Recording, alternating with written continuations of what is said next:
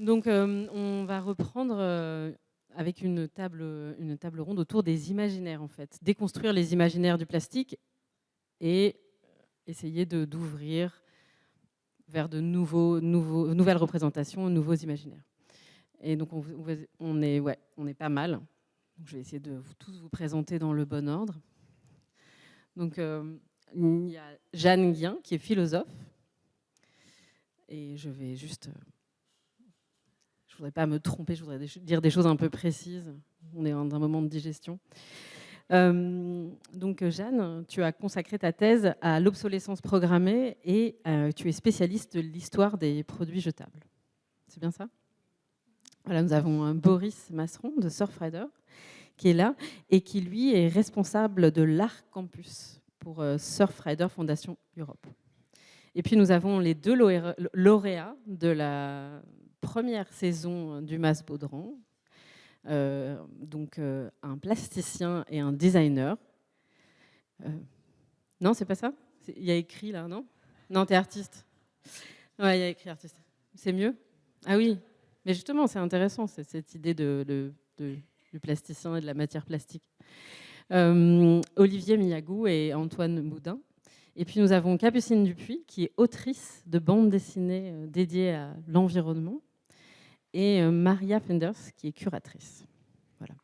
Et nous allons commencer avec Capucine, voilà, qui va nous parler en fait de l'histoire de la plastification du monde, parce que on a terminé quand même sur une note assez positive tout à l'heure avec Dorothée Moisan sur l'idée que on avait la cigarette qui était partout et qu'elle n'est plus partout. Bon, ça n'empêche pas les gens de continuer à jeter leurs mégots tranquillement, sans penser à la ligne et à la suite des choses et où vont les choses lorsqu'on les jette. Mais cette histoire du plastique, elle est quand même très récente. Et donc on s'est fait ensevelir sous le plastique en 70 ans. Donc c'est assez, je pense, assez important de se rappeler que ce qui a été fait peut être défait. Et voilà. C'est parti. Je suis désolée, j'ai la bougeotte. Et puis en plus, il y a des slides. Donc pour éviter le torticolis, je vais enfreindre la sacro-sainte règle de restons assis. Pour comprendre effectivement la fulgurante ascension du plastique, c'est intéressant de savoir, là, Elisa vient de le dire, voilà, ça date grosso modo de l'après-guerre, quoi. Même si le plastique, c'est une résultante de multiples découvertes, inventions depuis la fin du siècle d'avant. Mais l'explosion, la courbe comme ça, galopante, c'est l'après-guerre. Et donc, en se demandant comment ce matériau a réussi à s'immiscer dans les moindres interstices de nos vies, pour comprendre ça, pour comprendre pourquoi aujourd'hui c'est quelque chose qu'on touche plus souvent que des gens que nous aimons, pour reprendre la phrase d'intitulé de l'Atlas du plastique. Pour comprendre ça, c'est intéressant de savoir comment il nous a été vendu par ceux qui le fabriquaient.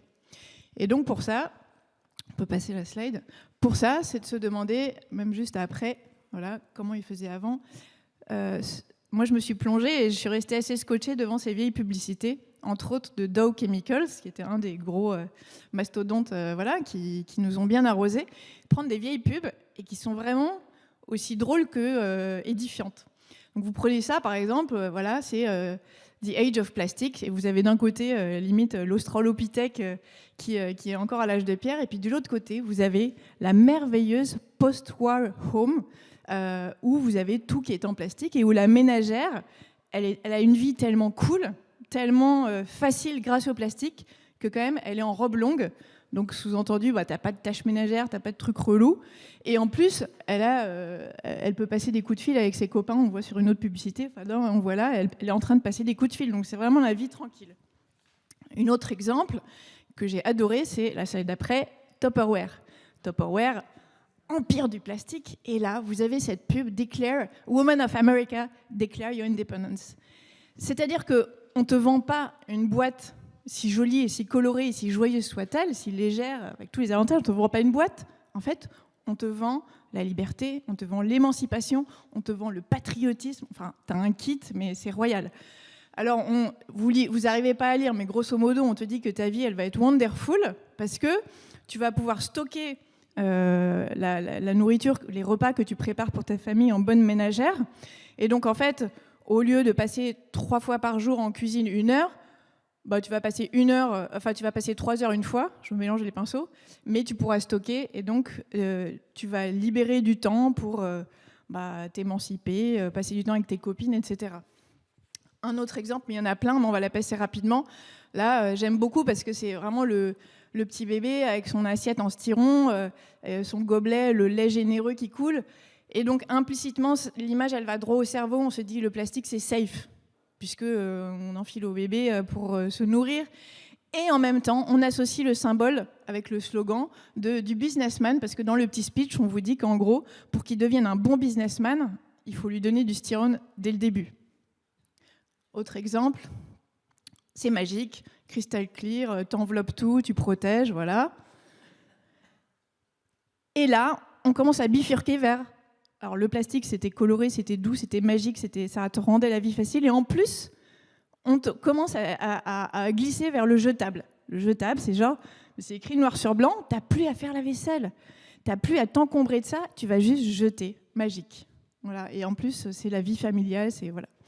Donc, et un autre exemple, voilà. Il y en a à l'appel. Et ça, pour moi, ça permet de bien comprendre comment le plastique a été présenté. Ça, c'était avant, mais aujourd'hui, c'est toujours le cas. On l'a vu tout à l'heure avec la petite vidéo de Plastic Europe, avec la petite goutte qui est vraiment sympa. Et effectivement, quand vous épluchez les rapports de Plastic Europe et de leurs copains, vous avez que le plastique, c'est l'allié du climat, parce qu'il fait des voiles en synthétique qui tirent des cargos de marchandises, et donc ça économise les kérosènes, donc finalement c'est hyper écolo. Ça va isoler vos fenêtres. C'est aussi l'allié de la santé, puisqu'on fait des cœurs artificiels en plastique. C'est l'allié des plus démunis, puisque le plastique c'est économique, c'est pas cher. Puis on peut faire des petits échantillons de shampoing pour les populations qui n'ont pas les moyens de s'acheter un gros pack de shampoing. C'est l'allié en général de plein d'aspects de votre vie. Sauf que, bémol numéro 1, l'allié du climat pour un matériau qui est à 99% issu de matières fossiles, ça commence plutôt mal, surtout avec les chiffres du recyclage qu'on a vu tout à l'heure. Bémol numéro 2, enfin il y en a plein, mais je vais me cantonner à un ou deux. Merci. Bémol numéro 2, c'est en supposant que le plastique il a tous ses avantages, que effectivement vous le mettez sur votre cargo de marchandises sous forme d'une voile synthétique qui va tracter, utiliser la force du vent. Moi, j'ai envie de poser la question, si ce cargo, il vient de Chine avec des articles de fast fashion, voire de ultra fast fashion, évidemment en polyester, polyamide et autres synthétiques, qui amènent tout ça pour inonder l'Europe et qui va repartir chargé de nos déchets en plastique dans l'autre sens, est-ce que d'économiser 5, 10, 30% de kérosène sur ces cargos aller-retour, ça a un sens? C'est ce qu'on appelle l'effet rebond, qui a été un petit peu cité tout à l'heure. Mais voilà, ça m'amène du coup au nœud, pour moi. La question, c'est qu'est-ce qu'on veut, en fait? Oui, le plastique, il va faciliter plein de trucs dans notre vie, mais si on regarde la balance globale, à droite, il va y avoir des avantages, à gauche, il va y avoir des inconvénients.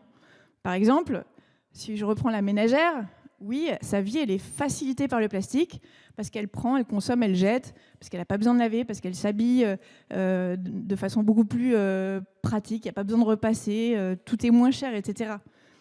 Tu mets le pendant à ça, chute de la fertilité, on en a beaucoup parlé ce matin, et qui ne vient pas de nulle part, qui vient des additifs chimiques, entre autres du plastique.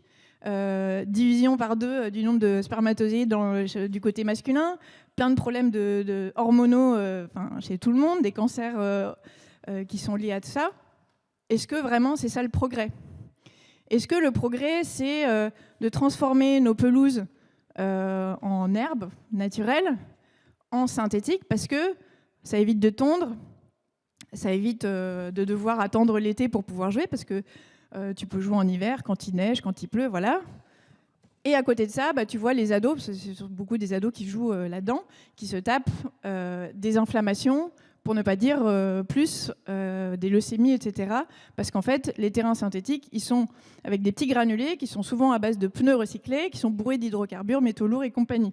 Et qu'à force de plonger dessus et de racler, d'en rapporter chez eux, parce que ça va littéralement partout, c'est des petits pellets qui volent en fait, qui servent à tenir les brins d'herbe synthétique, ils en mettent partout. Est-ce que c'est ça le progrès? Est-ce que le progrès, c'est de se dire le jetable, c'est hyper pratique et donc je m'enfonce dans le vagin un tampon qui est bourré de furane, dioxine, etc.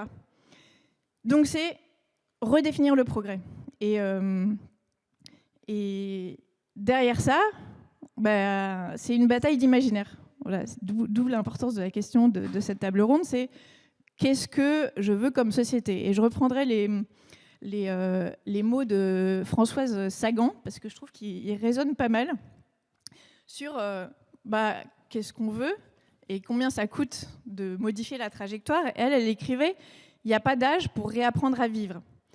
On dirait même qu'on ne fait que ça toute sa vie, repartir, recommencer, respirer à nouveau, comme si on n'apprenait jamais rien de nouveau, sauf parfois une caractéristique de soi-même.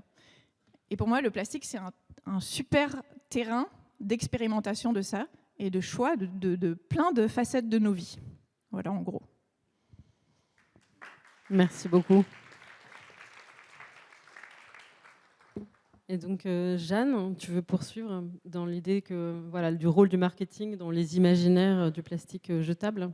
Oui, du coup, je vais reprendre exactement où tu as laissé un moment. Là, en l'occurrence, on va parler des gobelets jetables aussi. Donc, juste pour commencer, l'histoire des produits jetables n'est pas spécifiquement et à la base liée à l'histoire du plastique, puisqu'ils apparaissent quand même au 19e siècle. Ils commencent beaucoup à être en papier, en carton. D'ailleurs, on a vu les Dixie Cups qu'on a vu en photo sont en carton. Donc, les premiers produits jetables sont beaucoup dans ces matériaux-là. Donc, les gobelets sont en carton. Les contenants jetables, comme les canettes, les conserves, les barquettes, sont en alu. Ou alors, on a d'autres matériaux. Les serviettes hygiéniques vont être en coton ou en dérivé du coton, celluloïde, etc., dérivé du celluloïde, et entourés de gaz. Donc, les plastiques, comme ça a été dit, arrivent dans un deuxième temps, plutôt dans la seconde moitié du XXe siècle. Et ils vont faire croître énormément les marchés des produits jetables. Il ne faut pas penser qu'un matériau en remplace un autre. Les plastiques ne vont pas remplacer le carton ou l'alu ou que sais-je. Ils vont s'ajouter à eux. Typiquement, vous voyez les pubs de Dixie qu'on vient de voir, là, les Dixie Cups, donc les gobelets jetables. Ceux-là étaient en carton, mais très rapidement, à partir des années 60, on en a eu en polyéthylène expansé. À partir des années 80, on en a eu en PET. Et donc, ces nouveaux matériaux vont s'ajouter pour faire croître les marchés des produits jetables, ou même s'hybrider à eux. Typiquement, dans le marché des produits menstruels, on a des serviettes hygiéniques qui vont incorporer de plus en plus de matières synthétiques, qui vont devenir autocollantes dans les années 70, qui vont être emballées, suremballées dans du plastique. Idem pour les couches pour bébés, qui vont aussi devenir de plus en plus synthétiques. Donc vraiment, rappeler, comme le martèle bien Jean-Baptiste Fressos dans son dernier ouvrage, un matériau n'en chasse jamais un autre. Il s'accumule et il s'hybride. Il y a une sorte de symbiose. C'est pour ça que, désolé de ne pas vous suivre sur l'optimisme au propos des clopes. On aime bien l'exemple du tabac parce que c'est un exemple d'une grande trajectoire, un produit d'une grande industrie qui a réussi à être stoppé. Et pour la lutte contre le lobbying, c'est très important. Mais là aussi, on fume toujours beaucoup et on a de nouvelles manières de fumer qui se rajoutent et qui s'accumulent et qui s'hybrident. Donc je pense au vapotage, aux vapoteuses qui ne sont pas non plus des super produits, mais on peut vapoter dans le bureau, puis on aura des clopes à la terrasse du café. Donc pour revenir à nos plastiques, qu'est-ce qui a fait que ce matériau-là a été tellement valorisé et qu'il a servi à vendre plus de produits à usage unique? Ils apportent des propriétés qui vont être très vite exploitées par le marketing des produits jetables. Donc je vais en citer certaines.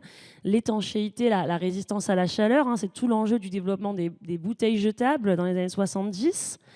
Leur légèreté aussi, toujours comparer les packs de bouteilles de plastique aux packs de verre, mais aussi leur transparence dans le cas du PET, puisqu'il a été vraiment apprécié comme une marque d'authenticité, de fiabilité. On pouvait voir le produit qu'on vendait à l'intérieur de la bouteille ou du gobelet. C'était aussi quelque chose d'un petit peu ostentatoire, c'est-à-dire qu'on trouvait ça beau, ça imitait le verre. On a vu, je crois, la cellophane qui est énormément mise en valeur comme quelque chose qui brille, etc. Donc ça évoquait le verre, donc un matériau plus noble, tout en n'ayant pas sa fragilité. Et puis, ça pouvait aussi, à l'inverse, être coloré. Et là, c'était pour l'aspect ludique de ces produits. Notamment, les gobelets ils ont fait l'objet de toutes sortes de designs pour les rendre colorés, imprimés, joyeux, pour plaire aux enfants ou pas qu'aux enfants. D'ailleurs, typiquement, un gobelet très célèbre, c'est ces gobelets opaques rouges, les Solo Cup, qui sont devenus des emblèmes de la fête aux États-Unis et dans le monde par l'intermédiaire des films, des séries, etc. Donc la solidité aussi du plastique a été énormément mise en valeur, ce qui peut sembler un peu paradoxal pour des produits jetables qui, comme on le sait, n'ont pas de vocation à la durabilité. Mais cette solidité ne signifie pas justement durabilité, mais vraiment résistance à un usage qui peut être finalement très intense sur un très faible temps. Je crois, là, tout à l'heure, on a eu une pub des Newscope Plastic Cups où il y a écrit encore, alors sturdy, je ne saurais pas comment vous le traduire comme ça au débeauté, still sturdy after 500 cups. Donc, il tient encore après avoir mis beaucoup d'eau dedans. Donc, vous voyez qu'on a cette idée que le plastique, certes, c'est éphémère, mais c'est plus solide qu'un éphémère en carton. Donc un gobelet jetable en plastique, ça dure plus qu'un gobelet jetable en carton, ça se casse moins que le verre. Donc vous voyez comment, autour d'un matériau, on peut faire en fait émerger mettre en avant des propriétés parfois complètement contradictoires en fait, l'opacité et la transparence, la solidité et la légèreté et la fragilité, donc la légèreté, aussi par exemple la résistance et la souplesse, ça c'est toute l'histoire de la alors là aussi, j'ai pas le mot, la squeeze bottle, c'est-à-dire une bouteille que l'on peut presser pour en faire sortir le contenant. Donc ça, c'est le début des années 50, cette squeeze bottle qui est lancée par la Plax Corporation et qui va servir d'abord dans les sauces, puis dans les shampoings, puis dans les déodorants. Donc le produit jetable, le plastique jetable ici, est apprécié pour sa souplesse en fait, mais aussi pour sa solidité. Donc vous voyez comment finalement il n'y a pas... c'est là-dessus que je voudrais insister pour cette courte présentation. Les propriétés ne sont pas des propriétés physiques des matériaux, en fait. Tout est une construction marketing. C'est pour ça que je préfère, dans mes travaux, je préfère parler de qualité ou de qualification marchande des produits. C'est-à-dire qu'on va prendre des propriétés variées d'un objet, d'un matériau, qu'on va transformer en quelque chose qui a de la valeur. Et ça va évoluer, et ça peut être complètement contradictoire. Pourquoi ? Parce que c'est opportuniste. En fonction du moment où vous voulez vendre un produit, en fonction de la cible, c'est-à-dire du groupe de population que vous visez pour vendre ce produit, bref, en fonction du marché que vous voulez construire, vous allez mettre en avant des qualités très variées. Et c'est pas pour rien, justement, qu'a été beaucoup souligné le rôle des femmes qui ont été la cible marchande clé dans l'histoire des produits jetables et plus généralement du consumérisme. Et donc, voilà, plutôt que parler de propriétés physiques, moi j'ai envie de parler des qualités marchandes des plastiques. Non pas ce que le produit est, mais ce qu'il permet de faire, et ça change en fonction du marché qu'on cible. Et donc, pour résumer, finalement, les grandes qualités des produits jetables, et notamment du plastique, c'est quoi ? C'est pas tant la légèreté que la mobilité. C'est le fait que ces produits-là, ils peuvent vous permettre de vous déplacer. Et ça vient pas de quelque chose de chimique qui serait dans le plastique. Ça vient du fait que les produits sont en permanence à vendre et en permanence faciles à jeter. Ça vient du fait qu'il y a des magasins ouverts et qu'il y a des poubelles sur votre chemin et des systèmes de collecte derrière.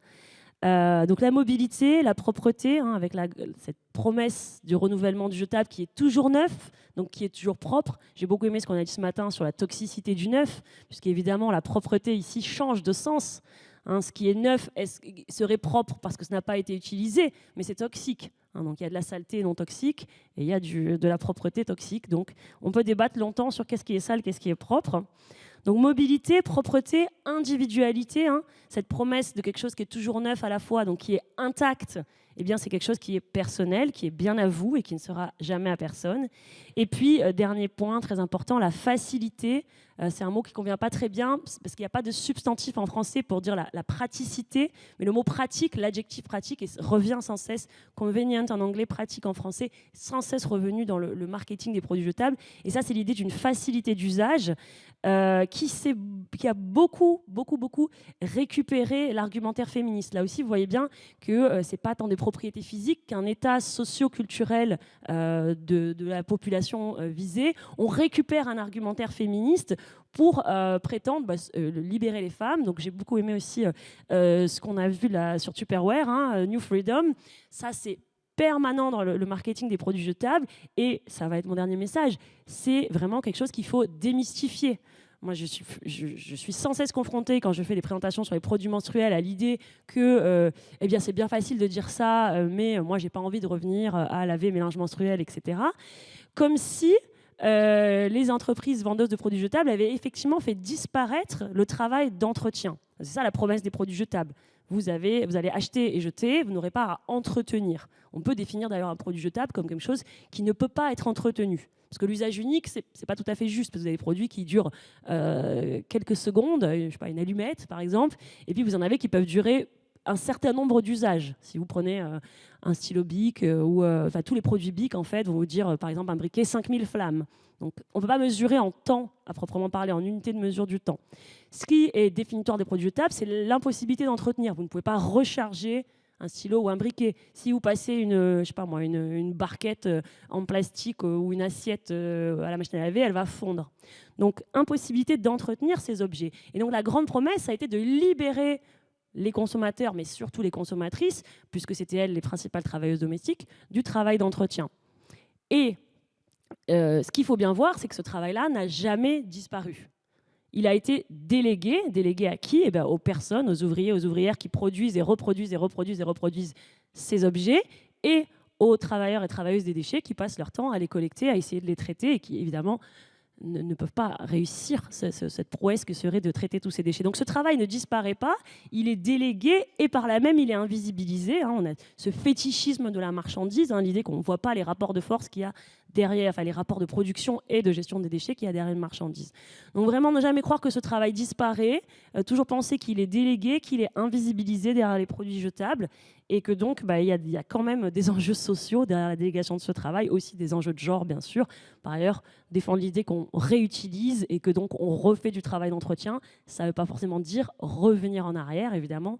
Dans cette réflexion sur se réapproprier les gestes d'entretien par le biais de produits non jetables, il faut évidemment avoir un rapport de force centré sur le genre et comment faire pour ne pas retomber dans de la division genrée du travail. Petite précision, les mouvements zéro déchet aujourd'hui sont extrêmement genrés, ça a été documenté, ça a été étudié. Les personnes qui s'investissent dans la promotion du réutilisable et des alternatives sont majoritairement des femmes entre 30 et 40 ans. Donc des jeunes femmes qui sont dans une période d'installation dans la vie, qui ont des enfants en bas âge, qui sont installées en couple, etc. Donc qui prennent en charge le travail domestique. Donc ça, c'est une réalité. Évidemment, critiquer le jetable, c'est pas promouvoir un retour à cette répartition genrée du travail. Il faut la prendre vraiment, faut vraiment être intersectionnel, voilà, dans notre lutte écologique pour ne pas tomber là-dedans. Je m'en tiens là. Merci. Merci beaucoup.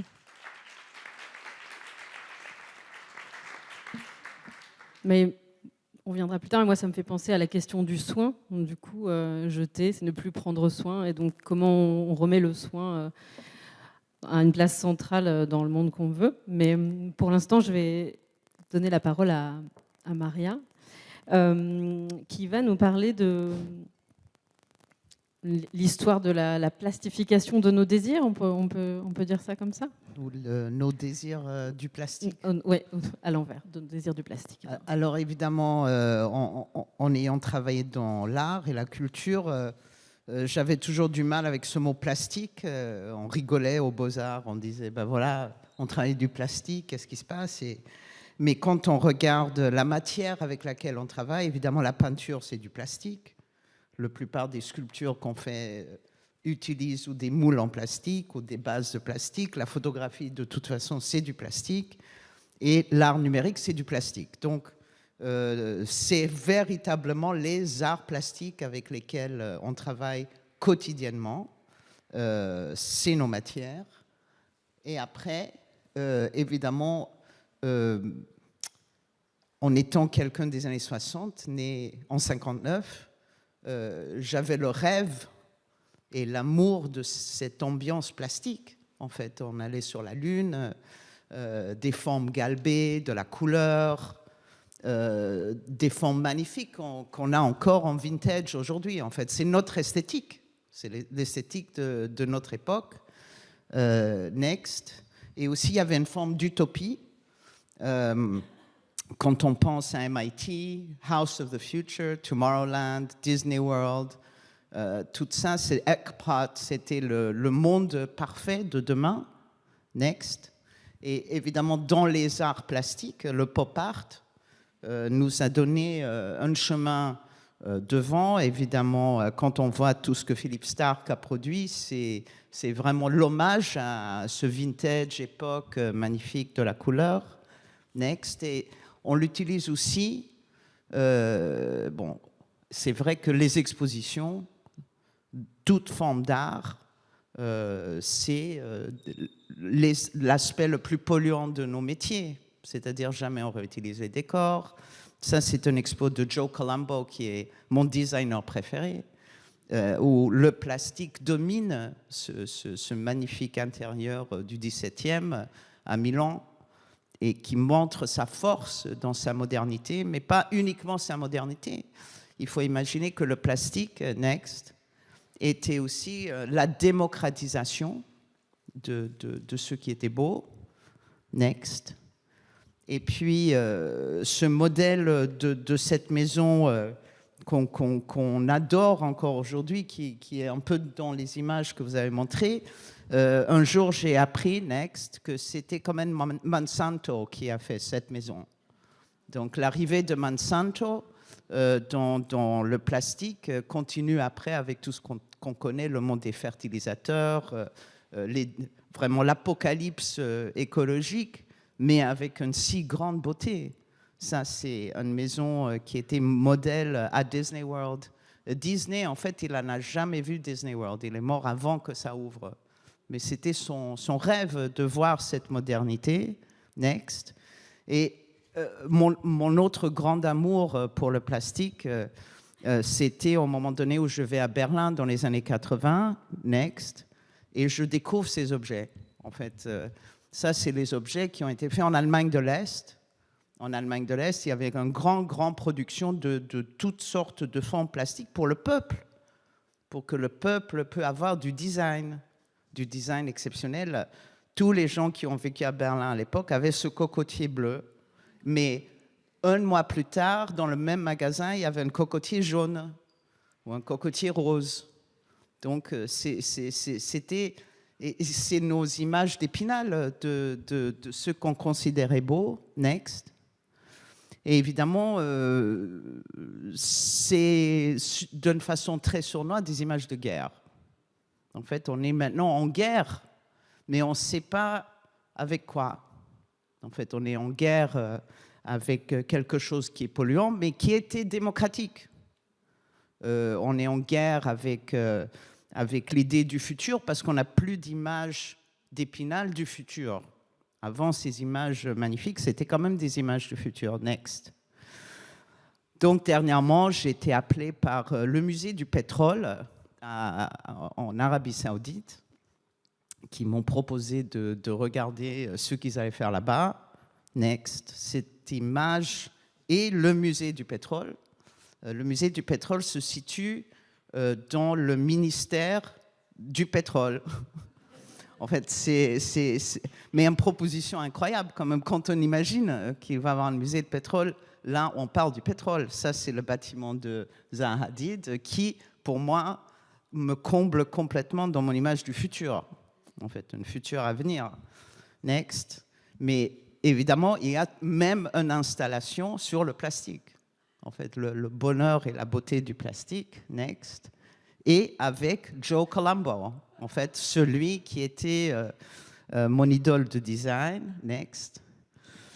Mais évidemment, cette Tupperware Generation, ça s'appelle même pour les publicitaires la génération T. À l'époque, la génération T, c'est en fait, quand on pense à tout ça, il y a un côté politique, mais un côté démographique et un côté de surplus. Parce que c'est vrai que même la génération T avait que 300 objets.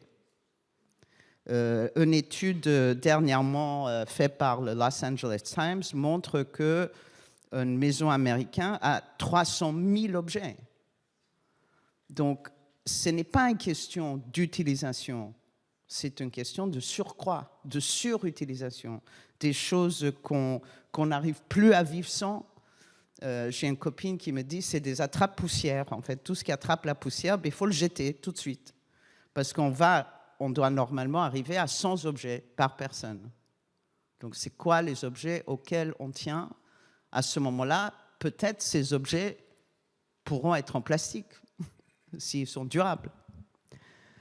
Next. Dans le futur, évidemment, à Atelier Luma, qui est notre atelier de design, dont Antoine était un des premiers résidents déjà en 2016, on a commencé à regarder ce sujet, qui est un sujet très, très inconfortable pour les designers, parce que c'est vrai qu'on aura pu vraiment travailler avec le recyclage, next, mais le recyclage est sournois, parce que le plus qu'on recycle, le plus c'est comme des absolutions à l'église, quoi.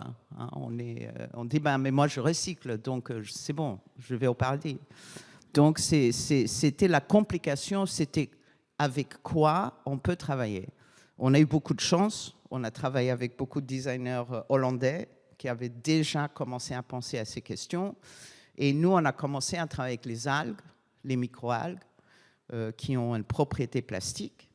Après, on a continué cette aventure avec d'autres mélanges, soit avec des pépites d'olive, soit à base de pois, de petits pois. En fait, tout ce qui a une texture amidonnée ou une propriété amidonnée peuvent être utilisés. Mais c'est des plastiques qui ne vivent pas assez longtemps pour créer du patrimoine. C'est-à-dire, mon amour pour Joe Colombo est encore là parce que c'est du mobilier qui ne partira jamais. Mais tout ce qu'on travaille à l'atelier, c'est des choses qui sont tout de suite périssables. Donc, ce qui restera de ce qu'on considère comme notre patrimoine culturel est voué à disparaître. Et aussi, next, c'est aussi des recherches très complexes, en fait. Ça, c'est tous les acteurs avec qui on a travaillé juste pour commencer à imaginer quelque chose à base d'un mélange d'amidon et d'algues pour faire quelque chose. Donc, c'est des recherches très coûteuses. C'est des recherches qui n'intéressent pas encore le marché. Hein. On a eu beaucoup de discussions avec des grandes marques, et quand on leur dit qu'il faut remplacer le packaging par quelque chose qui est biorégional et qui vient de là où on est, là, on a toutes sortes d'autres problématiques, en fait. Et puis, on a commencé à travailler dernièrement, next. Attendez, next. Ça, c'est la carto. En fait, avec ça, on a dû rassembler tous ces gens juste pour penser à un ou deux objets qu'on pourrait fabriquer, puis pas encore massifiés. Next.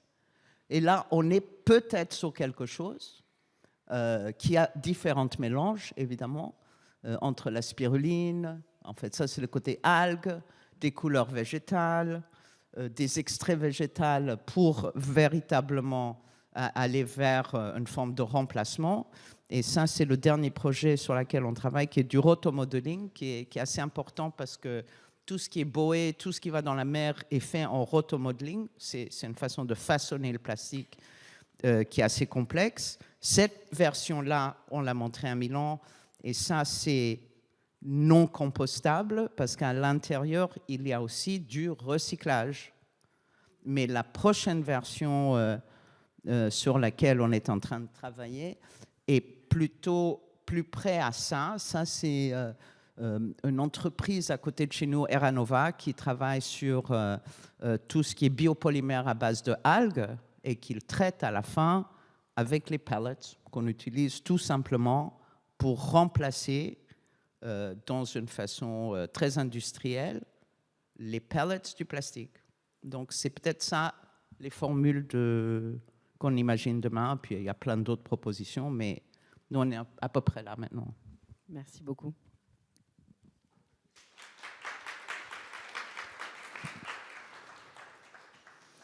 Donc on voit là qu'on a encore beaucoup de travail pour réussir à décoloniser nos imaginaires et nos usages. Il y a beaucoup de choses à... Voilà, il faut rendre visible l'invisible, accepter la finitude des objets. Enfin, voilà, il y a plein de choses à faire. Vous, comment vous saisissez de ces questions-là, Antoine et Olivier?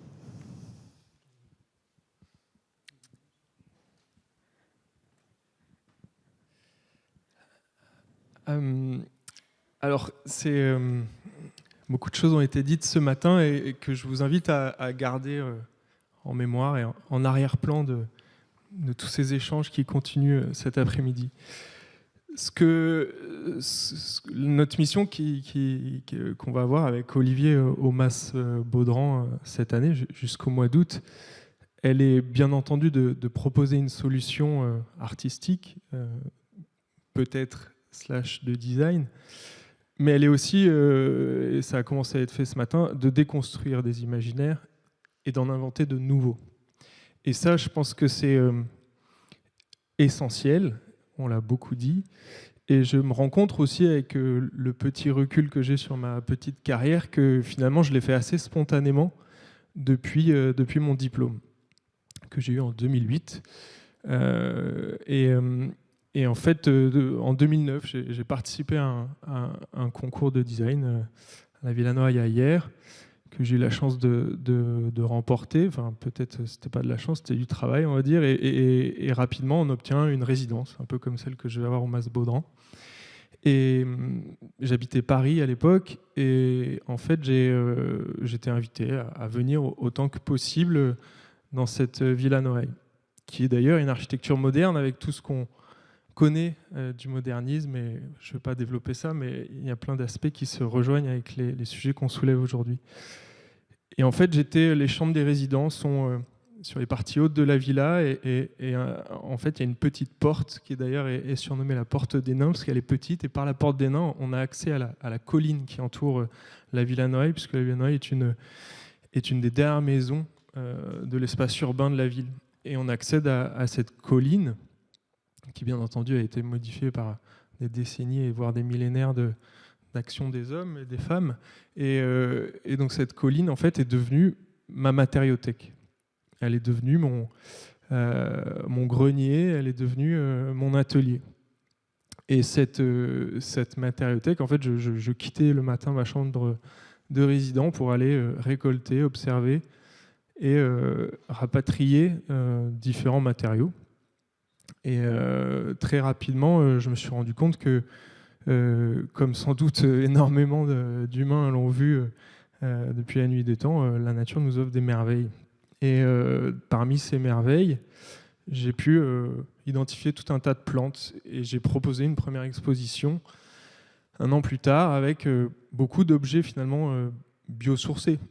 Jusque-là, en fait, ça peut paraître novateur, ça peut paraître singulier.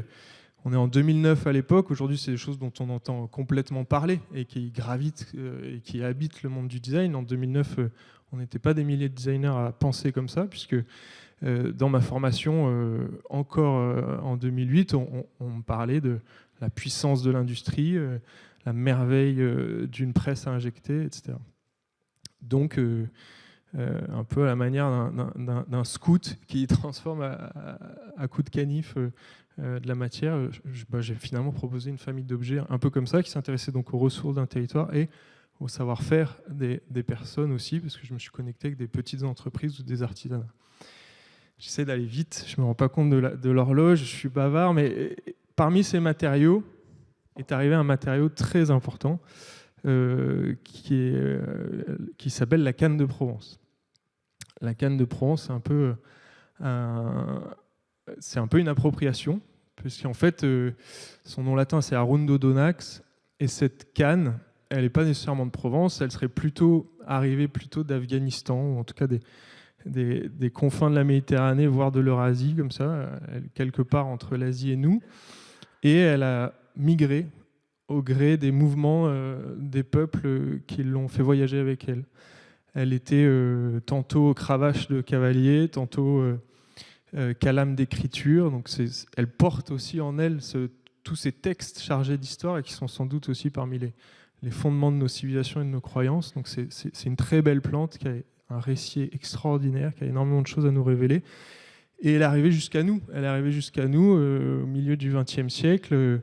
Avec tout un tas de fonctions merveilleuses, type tuteur, brise-vue, canis, tout ce qui est de l'ordre aussi des paniers et de la construction d'emballage aussi. Et en fin de compte, le plastique a eu la force de détrôner ça. Et cette canne, elle est très présente dans le Var, là où je me suis installé. Maintenant, je suis basé à Toulon et j'ai découvert que dans le Var, il y avait des industries qui transforment cette canne pour faire des hanches de saxophone, clarinette, etc. Et ils ont énormément de déchets. Ils produisent, pour avoir quelques petites hanches, ils jettent 90% de la plante. Ça, c'était d'une part le volet industriel. Je me suis dit, en tant que designer, il faut que tu fasses ces poubelles-là, il faut que tu valorises cette matière-là, disponible, très propre, et qui est merveilleuse. Et d'autre part, je regardais aussi la nature et ses cycles. En fait, quand il y a des orages, quand les bassins versants, on en parlait tout à l'heure, charrient des cannes qui arrivent dans les ruisseaux, les rivières, et qui ensuite sont déversées sur les plages par l'action successive des vagues. Et on est accompagné de Surfrider Foundation, et la place des vagues et du surf sont hyper importantes dans ma vie. Et je voyais que les cannes, après être parties de la terre, elles sont charriées dans l'eau, puis elles reviennent à terre. On parle aussi ce matin de l'état naturel d'une plage en Provence ou en Corse. C'est vrai qu'une plage dite naturelle aujourd'hui, c'est énormément de plastique. La différence entre une plage estivale et une plage hivernale le montre. En fait, l'état naturel d'une plage, c'est malheureusement énormément de plastique. Donc, tout ça pourquoi ? Pour vous dire que je me suis intéressé à ces cannes charriées par les rivières et que je me suis mis dans une fiction. Et puisqu'il faut inventer des nouveaux imaginaires, je me suis dit quelle serait l'histoire d'un équipage qui est dans un bateau, pourquoi pas en plastique, tiens au hasard, et le bateau casse. Le bateau casse, ils sont en mer, ils savent nager, ils savent construire à peu près, comme le radeau de la Méduse nous l'a montré. On prend des bouts, on prend des matériaux, on reconstitue quelque chose qui nous permettra de gagner le rivage. Et là, je me suis dit, finalement, les rivages provençaux proposent cette situation-là. Il y a une tempête, il y a des cannes qui flottent à la dérive, et il y a des hommes et des femmes qui sont perdus et qui doivent regagner le rivage. Donc j'ai créé ce petit imaginaire, et j'ai proposé à des amis, dont Olivier, de constituer finalement des vidéos où on allait construire un radeau en mer. Construire un radeau en mer, en canne et en agave, pour rejoindre le rivage. Pourquoi j'ai fait ça ? Et là, on peut passer à l'image suivante. Voilà le radeau une fois construit. On a fait une vidéo au-dessus de l'eau, une vidéo sous l'eau avec un plongeur. C'était vraiment une expérience extraordinaire. Et pourquoi j'ai fait ça ? Parce que je me suis dit, il y a un vrai problème avec nos loisirs, il y a un vrai problème avec nos usages. Il y a du plastique partout, et j'aime la mer et les bateaux, et c'est pas possible pour moi qu'on continue à produire des bateaux indestructibles. Et ça, c'était le point de départ. Donc je voulais d'abord montrer que la canne était un bon matériau pour faire des bateaux, donc je voulais montrer qu'elle pouvait flotter. La canne, en fait, c'est des réserves de flottabilité successives, puisqu'il y a des tubes qui emprisonnent de l'air. On peut passer à l'image d'après. Et le radeau qu'on voyait juste avant m'a invité à arriver à un nouveau récit, un nouveau design, qui est ce bateau-là, qui s'appelle Kiobania 2 et qui propose une nouvelle manière de construire des supports de nos loisirs d'aujourd'hui en regardant des végétaux qui nous entourent et tout un tas de matériaux dont on dispose. Malheureusement, et ça je ne le cache pas du tout, il y a encore un peu de colle là-dedans, de résine époxy notamment, mais on réduit de 90% à minima la place du plastique dans cette embarcation à poids et longueur égale. Donc c'est quand même, ça vaut le coup de s'y pencher un petit peu. De ce bateau, j'ai décliné tout un tas d'objets, je n'ai pas le temps d'en parler ici. Je répondrai à vos questions avec plaisir. Et j'ai été ensuite, à force de tout ce travail-là, contacté par une ONG qui s'appelle Smilo. Et Smilo m'a dit, Antoine, on veut répondre à un appel à projet de la région Sud sur les plastiques à usage unique et on aimerait que tu nous accompagnes. Donc, et ça sur les îles d'Hyères, donc les 3 îles, 1 minute, je fais très vite, les 3 îles en face d'Hyères. Et donc, on a identifié des plastiques. Et bref, on peut passer à l'image suivante. Et en fait, je leur ai dit, écoutez, je pense que j'ai la solution.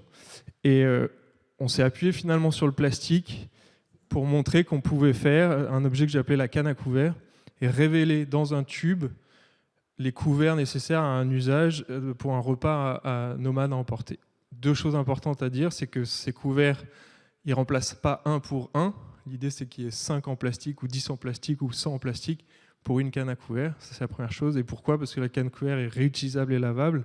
Et j'invite les gens qui en font l'acquisition à la laver. Je m'arrête là. Et bon, il y a plein de trucs à dire, mais en tout cas, merci de votre écoute. Et c'est passionnant d'être là avec vous. Et encore merci au Mas Baudran pour cet accueil génial.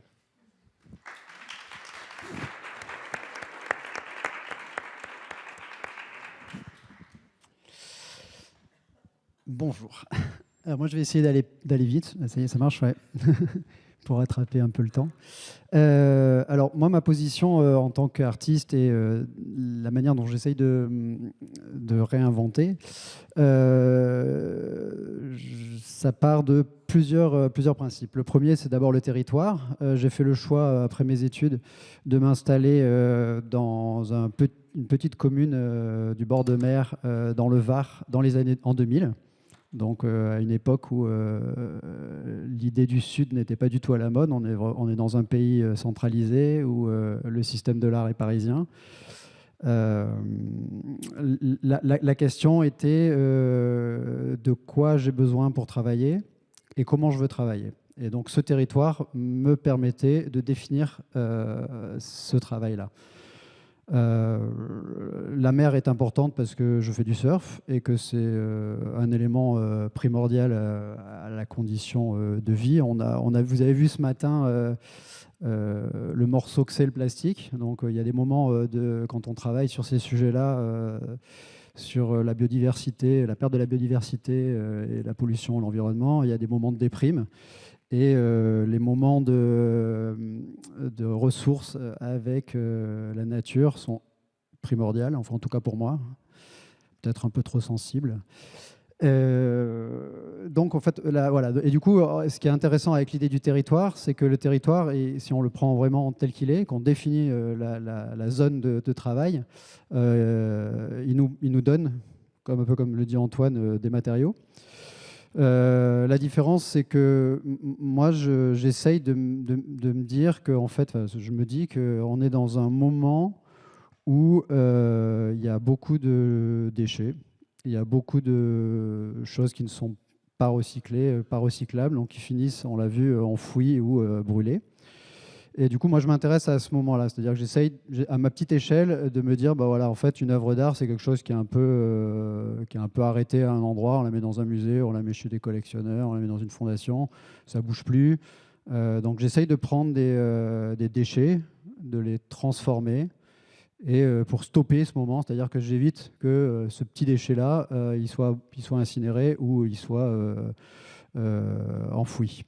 Ou alors d'utiliser ce process d'incinération pour générer un travail.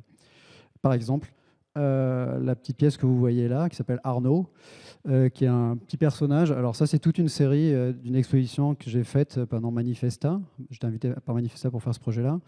La réflexion du travail s'est portée sur un hiver. Donc pendant un hiver, je suis allé sur la même plage. Après chaque largade, dans les largades, c'est des moments de forte houle en Méditerranée qui ramènent beaucoup de choses sur les plages. Et j'ai ramassé tous les polystyrènes que j'ai pu y trouver. Donc en fait, c'est un temps donné, l'hiver, un matériau, parce qu'en fait le polystyrène, c'est dramatique sur les plages, en tout cas chez nous, je ne sais pas en Corse, j'imagine c'est pareil, mais chez nous en tout cas le polystyrène, ça se délite très vite, ça part en petites billes et puis c'est fini, quoi. Donc ça c'est quelque chose qu'il faut récupérer très vite.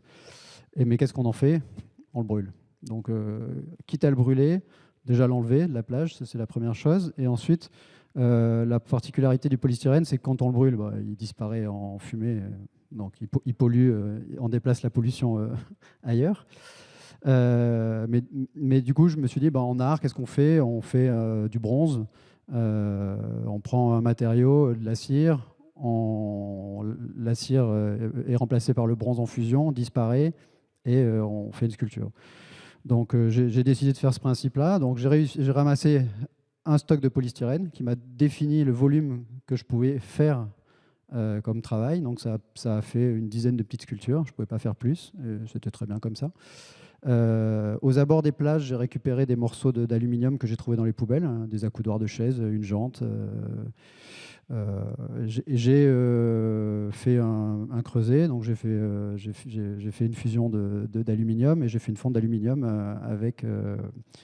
avec ces polystyrènes dans du sable, donc sans moule, pour éviter d'avoir un moule à jeter. Et du coup, ça a donné ces petites sculptures qui sont un témoignage de cette réflexion-là.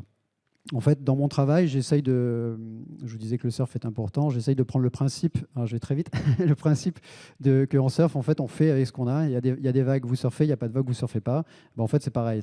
Si on définit ça dans l'art, on a une exposition, on a des matériaux, on peut travailler, on peut produire quelque chose. Il n'y a pas, on ne travaille pas. Et donc, du coup, on va vite. Deuxième image. Ça, c'est un peu le même principe. C'est des peluches que j'ai ramassées sur les plages, suite pareil aux largades ou des enfants qui les oublient. Donc, bref, on essaye de les laver, on essaye de les donner à des gens qu'on connaît qui ont des enfants, mais personne n'en veut parce que c'est sale. Donc, qu'est-ce qu'on en fait? Soit on les garde, mais quand on commence à en avoir beaucoup, qu'est-ce qu'on en fait? Donc, on les met à la poubelle, ça finit brûlé. Donc, j'ai remplacé l'intérieur de la peluche par de la terre. Et ensuite, la peluche, je l'ai mis dans un four à céramique. La peluche a brûlé et il reste l'intérieur de la peluche.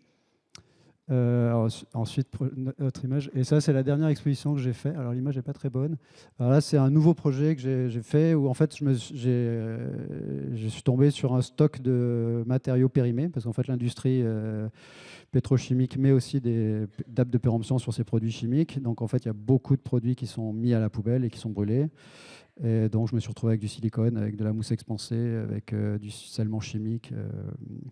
Et du coup, j'ai décidé d'utiliser ces matériaux, pareil, pour pas que ça finisse brûlé, pour essayer d'en faire.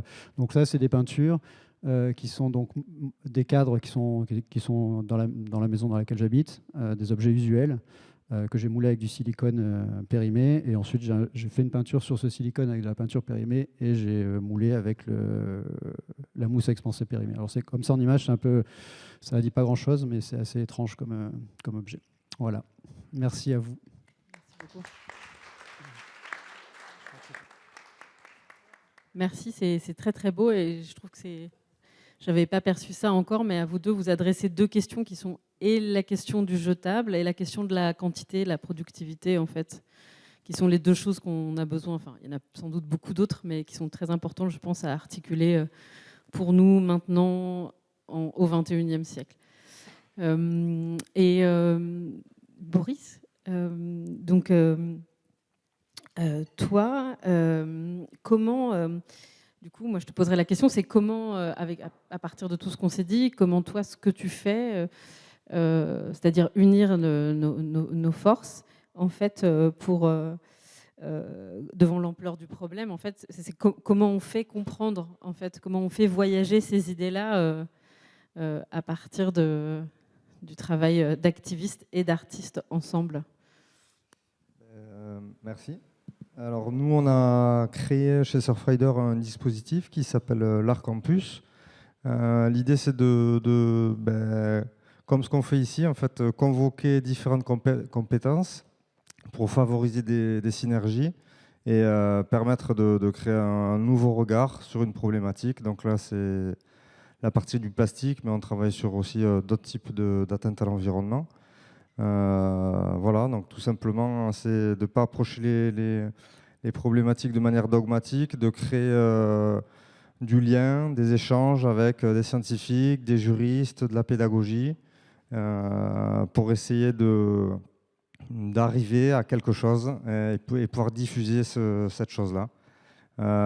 Donc du coup, on organise des résidences d'artistes, on saisit les opportunités comme celle du Mas Baudran, qui correspond exactement à la typologie de projet qu'on souhaite créer. Et voilà quoi. Et donc là, on a créé cette rencontre avec Olivier et Antoine, et on va bosser les 6 prochains mois ensemble pour essayer de les alimenter, de les sensibiliser, pour ensuite obtenir, créer un objet créatif, une œuvre qui puisse appuyer nos combats, les enjeux autour de la déplastification. Voilà. Merci. Est-ce qu'on passe tout de suite aux questions du public? Est-ce que vous avez des questions?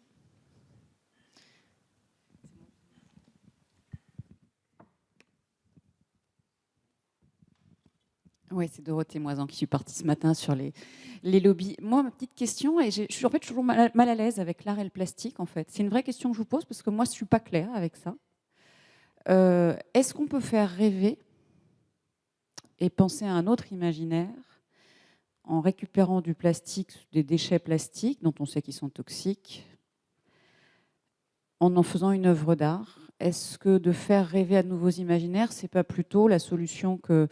alors attends, c'est Antoine, c'est ça? Que Antoine, tu avais commencé à utiliser avec récupérer ces cannes, par exemple. Est-ce que c'est pas plutôt de récupérer des matériaux biosourcés naturels qui peut justement de montrer une alternative joyeuse et différente? C'est une question que je me pose, hein, j'ai pas la réponse. J'ai toujours du mal parce que l'industrie utilise souvent ces fameux lobbies dont on a parlé ce matin, le fait de parler ce plastique festif, que ce soit le Tupperware, qui était une œuvre d'art à l'époque, que ce soit ces publicités qui étaient assez fantastiques, pour vendre un imaginaire du plastique ludique.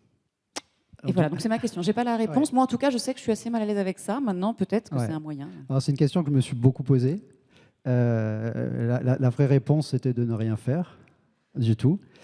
Mais en même temps, moi, je suis persuadé que l'art a son mot à dire et a son importance. Et comme je le disais, en fait, c'est ce qui m'inquiète, enfin, qui me pose problème dans l'époque maintenant, c'est justement ce problème-là qui est non géré, en fait. On va le gérer, certainement, j'imagine. Enfin, en tout cas, moi, je suis positif là-dessus, j'y crois. Mais toujours est-il qu'aujourd'hui, il y a un grand nombre de matériaux. Le BTP recycle 20% de ces matières. Donc, il reste 80%. Qu'est-ce qu'on en fait, quoi? Donc, moi, je me mets voilà, à mon échelle sur les matériaux que j'ai glanés, c'est sur un périmètre de 10 km autour de mon domicile. Donc, voilà, j'essaye vraiment de faire avec ce que j'ai autour de moi et ce qui est possible, pour essayer de protéger ce moment-là, quoi. L'arrêter en tout cas, le stopper à minima. Donc voilà, après, je suis entièrement d'accord avec vous que la vraie solution future, en tout cas, elle sera... il y a des artistes hein, qui travaillent avec le vivant, avec des matériaux. Moi, je fais le choix de me poser cette question de qu'est-ce qu'on fait de ça, et ne pas le regarder, c'est tout ce qu'on a dit ce matin, quoi. Moi, peut-être, je ne sais pas si j'étais super clair, mais le choix, il était de dire on arrête.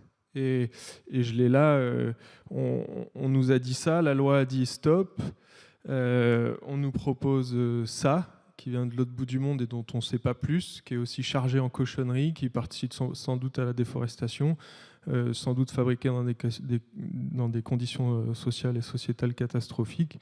Moi, je dis il en faut moins, et je vous propose ça en local. Attention, je ne propose pas de gagner sur les terres agricoles pour planter de la canne.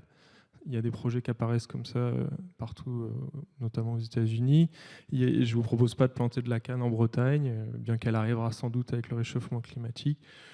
Je propose, et je n'aurai pas le temps de développer ça là maintenant, mais d'être dans une forme, moi j'associe à mon terme de designer la notion de trimardeur.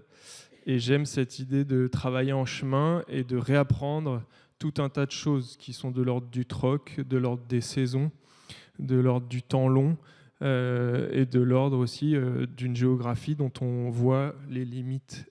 Puisque si on voit les limites de notre géographie, on voit aussi les limites de nos ressources. Ah, et juste Antoine Lavoisier, on ne l'a pas encore cité aujourd'hui, mais rien ne se perd, rien ne se crée, tout se transforme. Je voulais le dire aujourd'hui. Je ne sais pas si c'est une question, mais en fait, tout à l'heure, vous avez parlé de tout cet imaginaire, tout ce beau, enfin le côté beau, esthétique du plastique qui était présenté. Et je pense que dans le nouveau récit, il faut qu'on reconstitue, enfin, qu'on pense de la beauté du naturel, en fait. Peut-être qu'on se rééduque notre vision esthétique du monde, justement par le beau, mais qui est un autre beau que celui qu'on aujourd'hui considère comme beau. Enfin, voilà, c'est une réflexion plus qu'une question peut-être. Là, je veux bien répondre, je saute sur... je vous remercie madame, c'est exactement une analyse que j'ai aussi faite et c'est un petit plaisir pour moi quand il y a mon bateau sur la plage par exemple parce que il attire les vacanciers, il attire les promeneurs et tout le monde le trouve beau. Et je suis assez sidéré par je sais pas, la capacité que j'ai eue à générer quelque chose qui fait l'unanimité en termes d'esthétique, alors que c'est ni plus ni moins qu'une mauvaise herbe. La canne de Provence est qualifiée d'herbe invasive par les autorités. Et en tout cas, les services environnementaux et écologiques ou d'agriculture, etc. Donc, entièrement d'accord, il est urgentissime d'oublier les white cubes, les surfaces lisses, la propreté à tout crin dont on croit qu'elle est la solution. Et ça a été dit ce matin sur les automobiles et tous ces perturbateurs qu'on respire, etc. Merci de votre remarque.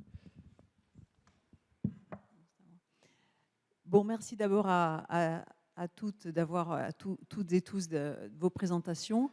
Est-ce qu'on n'est pas à un moment, parce que j'ai bien entendu de Maria Finders l'argumentaire, mais justement, est-ce qu'on n'est pas à un moment où ça a été un mouvement de l'histoire du design d'utiliser ce matériau et comme, alors ça n'est pas arrivé souvent dans l'histoire des arts, qu'il y ait comme ça un matériau si problématique, certainement, bien qu'il me semble qu'en peinture, il y a eu parfois des matières qui ont rendu malades les artistes et qu'on a abandonné après. Et peut-être que voilà, on est à la fin, c'est dommage, mais bon, voilà, de l'utilisation de ce matériau-là, le plastique. Mais on a, je suppose, je ne sais pas ce que vous en pensez, à profusion d'autres matériaux et peut-être qu'on est à un mouvement de transition et que ça restera une étape en fait de l'histoire du design d'avoir utilisé ce matériau-là. Et alors je ne sais pas ce que vous en pensez, mais moi je vois les choses comme ça parce que je reviens sur ce que j'ai dit ce matin au niveau et ce qui a été repris par Dorothée tout à l'heure sur la toxicité. Moi je veux juste entre parenthèses, a été utilisé comme perturbateur endocrinien, mais comme retardateur de flamme, dans le polystyrène, jusqu'en 2013, un produit extrêmement toxique. Non, mais donc voilà. Vous imaginez que je vois absolument ça. Ça fait depuis 2016 qu'on travaille sur ces préoccupations à l'UMA avec l'atelier. La seule chose que je peux dire, c'est qu'il ne faut jamais oublier la démocratisation de l'objet. Et les coûts, parce que quand vous voyez la carto de tous les endroits avec qui on a travaillé pour trouver des solutions, etc., et aussi l'acceptation de l'impermanence de l'objet. On peut tout faire. J'adore ce qu'il a fait, Antoine, mais ça ira jamais dans le musée des Arts Déco.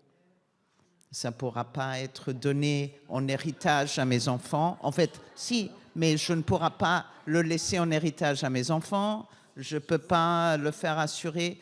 En fait, je laisse la nature après en héritage à mes enfants. C'est ça la question. Et puis, on n'est pas encore dans cette idée du patrimoine. On regarde les villes UNESCO hyper protégées pour qu'on ne touche rien. Mais c'est les villes les plus polluées, avec aucune façon de changer ça. Donc, l'objet est une tout petite partie de ça. C'est une façon qu'on vit avec l'impermanence et avec la nature, quoi. Donc la question est beaucoup plus grande. Juste pour rebondir là-dessus, nos musées qui racontent les histoires de nos cultures et de nos civilisations sont remplis de matériaux biosourcés, d'objets biosourcés qui nous parviennent aujourd'hui. Et des objets en bois également. Et donc la canne à couvert, je pourrais la léguer à mon fils qui pourra la léguer à ses petits-fils.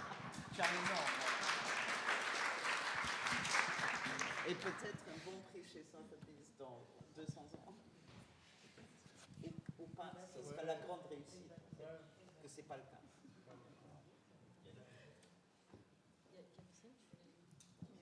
Bonjour, j'ai une question. Déjà, je me présente, je suis un exemple de maman à la quarantaine qui a des petits-enfants et qui a créé une usine zéro déchet. Donc, je suis l'exemple vivant de cette statistique annoncée au début, là. Alors, je suis chimiste de formation. Je suis designer des extraits de plantes, en fait. J'extrais des molécules précises pour une application pharmaceutique ou cosmétique précise. Et je suis venue ici aujourd'hui parce que dans ma recherche de valoriser la totalité d'un déchet que j'utilise en Provence, donc c'est le déchet de la tomate. C'est la production la plus grande de France, c'est en Provence, donc on concentre 80% de la production de tomates de France d'industrie qui est produite dans des champs, donc pas dans des serres. Et je recycle ces pépins et ces peaux de tomates pour fabriquer des ingrédients pour la cosmétique. Et de mon déchet, comme c'est une technique d'éco-extraction qui n'utilise pas de solvant, il me reste beaucoup encore de peau dégraissée, donc enlever les molécules actives et qui contient de coutine et que je suis en train de développer des matériaux, donc en utilisant avec PLA, des fibres, des possibilités nouvelles. Et ça ma recherche, je suis un peu perdue aussi, et du même regard que la dame qui a proposé tout à l'heure à la discussion, c'est je ne veux pas créer de nouveau de plastique en fait. Je voulais créer quelque chose d'autre qui pourrait être valorisable en emballage et que ce soit recyclable quand même, compostable.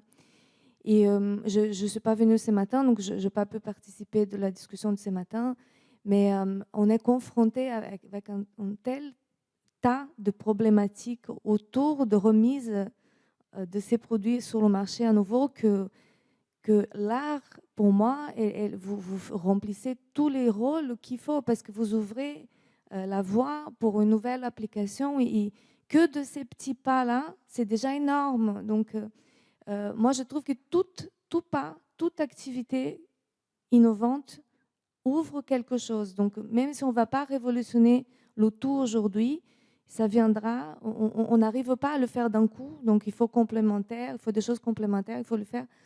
Je ne sais pas, à votre avis aujourd'hui, pour qu'on puisse vraiment faire comme des pays africains ont réussi à faire, d'enlever vraiment de plastique de notre quotidien, de plastique jetable, quelle serait la solution en fait? Quelle serait la solution?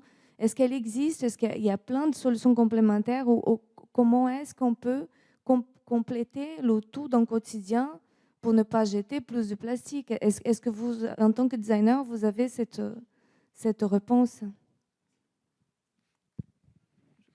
Je ne suis pas designeuse, mais la réponse qui me vient tout de suite, c'est juste changer les usages. En fait, si vous prenez l'exemple de quand vous regardez les combats, grosso modo, entre l'industrie du plastique et l'industrie du verre, par exemple, ils prennent toujours l'exemple de vaut-il mieux un pot de yaourt en polystyrène ou en verre, vaut-il mieux un jus d'orange en Tetra Pak, en PET ou en verre, etc. Moi, la question que j'ai envie de poser, c'est pas est-ce que je vote pour l'option A, B ou C, mais est-ce que ce jus d'orange made in Floride qui a traversé, qui a une empreinte quand même assez lourde, est-ce que ce jus d'orange, j'en ai besoin? Est-ce que je ne peux pas aller consommer une pomme du jardin à 10 km, quoi? Donc, ce n'est pas une substitution en fait, qu'on propose systématiquement. La substitution, elle a forcément une empreinte d'une façon ou d'une autre. C'est plutôt, est-ce que j'en ai envie? Est-ce que j'en ai besoin? C'est de déplacer la question. Donc, je réponds moyennement à votre question, mais quand même un peu. J'ai un dernier point. Ouais. Il y a le temps ou pas? Ok. On a déjà un petit peu dépassé. Mais c'est pour... Il paraît que les gens, ils aiment bien le positif, je ne sais pas pourquoi, mais j'ai rajouté, parce qu'on a beaucoup parlé de l'art au service des imaginaires. Moi, j'ai un hobby qui est le mien entre minuit et 2, quand j'ai rien d'autre à faire, et que j'ai développé en faisant des recherches sur le plastique, qui est de celui d'écrire aux marques. C'est venu complètement par hasard, où j'ai un jour acheté un paquet de tisane. D'habitude, j'achète en vrac, mais là, j'avais besoin de sachets. Et donc, j'achète dans un magasin bio un petit sachet, machin. Il y a tout ce qu'il y a de positif sur l'emballage. On me dit que c'est du papier FSC, qu'il n'y a pas de colle, pas d'agrafe, pas de ceci, pas de cela. Je me dis très bien. J'arrive chez moi, j'ouvre la boîte et là, stupeur, chaque tisane est emballée soigneusement dans un emballage plastique. Je me dis, bah merde, j'ai mal lu. Alors je reprends l'emballage, je décortique sous toutes ces coutures. Je me dis, bah non, il n'y a pas marqué plastique, ils me prennent pour... Enfin, quoi? Alors du coup, je vais sur le site de la marque. Et là, pareil, je décortique tout le site. Il n'y a pas le mot plastique une seule fois. Je me dis, ok, ils se foutent du monde quand même. Là, ça me démange, je leur écris.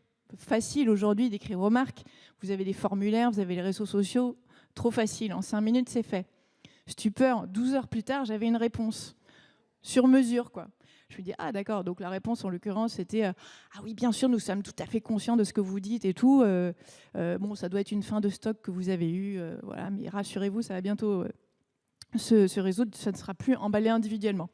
Et en fait, du coup, petit à petit, au fur et à mesure de mes recherches, comme j'avais un radar à plastique qui s'était développé, ça me démangeait assez souvent et donc j'ai de plus en plus écrit. Aujourd'hui, ça fait 3 ans, j'ai 100% de taux de réponse. 100%. Et j'ai écrit pas des tartines, hein. Enfin, j'ai écrit 5 lignes, c'est pas particulièrement documenté, c'est juste des bases, voilà, quand on est un petit peu informé, mais c'est pas, voilà. Et j'ai des réponses qui sont sur mesure. Et pas plus tard que cette semaine, j'ai eu un impact direct où vous avez une marque qui vend de l'eau en espèce de cubi en plastique biosourcé, mettez beaucoup de guillemets, caché par un pack en carton, bref. Et il y avait des photos complètement greenwashing. Je leur ai envoyé en disant, vous savez, d'après le lien guide anti-greenwashing de l'ADEME, vous êtes en plein dedans. Hein, donc voilà, est-ce qu'on pourrait s'en parler? Dans les 3 heures, j'avais un mail du fondateur de la marque qui me disait, oui, vous avez raison, la limite est souvent ténue entre la bonne volonté et le greenwashing. Là, c'était un peu border. J'ai dit, oui, tu es complètement border. Et il a changé la photo et il a changé une partie de son discours, etc. Et tout ça pour dire que l'imaginaire qu'on a des marques, à savoir c'est Coca, Pepsi, Nestlé, Unilever ou les petites marques, c'est inatteignable. Eh bien, c'est faux. En fait, les marques, elles sont comme ça par rapport à nous. C'est-à-dire qu'une petite égratignure sur un réseau social, sur un petit formulaire client, vous avez beau être 1 sur 1 million, en fait, le message, il passe. Et je conclus, promis, là-dessus. À la sortie, moi, du coup, je suis allée au bout de mon raisonnement. J'ai fait des petites cartes postales comme ça, qui sont destinées au top 3 des marques pollueuses en plastique, c'est-à-dire Nestlé, Pepsi et Coca. Et l'idée, vous verrez, c'est un petit mot un peu rigolo derrière. Vous pouvez adjoindre un mot d'amour et votre nom, timbrer, envoyer. Et l'idée, c'est que ça arrive des 4 coins de la France à des moments variés, voilà, au fil de mes pérégrinations, ça part. Et ça arrive au service consommateur ou marketing de ces marques, qui sont des gens comme vous et moi. Coca-Cola France, l'équipe marketing, c'est 10 personnes. D'accord. Et les 10 personnes, à force de recevoir des cartes postales, je vous assure que le message, il infuse, en plus de la réglementation, en plus de la petite nièce qui dit « Papa, il travaille chez Coca, c'est nul ». Enfin bref. Donc tout ça, ça s'accumule, c'est une question de couches. Il n'y a pas une solution, il y en a plein et ça s'accumule. Voilà. Merci beaucoup. Jeanne, tu voulais très brièvement conclure. Allô, oui. Et après, on doit arrêter. Qu'est-ce qu'il faut pour arrêter tout ça? Il faut des lois. Enfin, désolée, mais je vais dire une chose aussi, on finit toujours sur des évidences. Il faut des lois, c'est pour ça que j'apprécie que dans ce colloque, il y ait autant de militantes, d'activistes qui font ce taf, qui est vraiment ingrat de faire du plaidoyer. J'en fais aussi dans l'anti-pub. Faire du plaidoyer, c'est lourd et c'est technique et c'est pas vraiment la partie la plus motivante de tout ça. Et il faut des lois. Et juste pour faire le lien avec ce colloque, il faut des lois qui ne soient pas centrées sur le plastique. Concernant les produits jetables, je suis désolée, mais si vous attaquez qu'au plastique, qu'aux produits jetables en plastique, et bien évidemment, qui peut le plus, peut le moins, la législation elle va aller vers le moins, elle va s'attaquer aux produits jetables en plastique et pas aux produits jetables dans l'ensemble, ce qui crée des produits de substitution, un imaginaire du remplacement. Tous ces produits, donc il a déjà été dit ce matin, compostables, oxodégradables, biosourcés, biodégradables, biocompostables qui ne sont jamais compostés, recyclables qui ne sont jamais recyclés, etc. Donc il faut s'attaquer aux jetables en tant que tels, plutôt que se concentrer sur les matériaux. Voilà.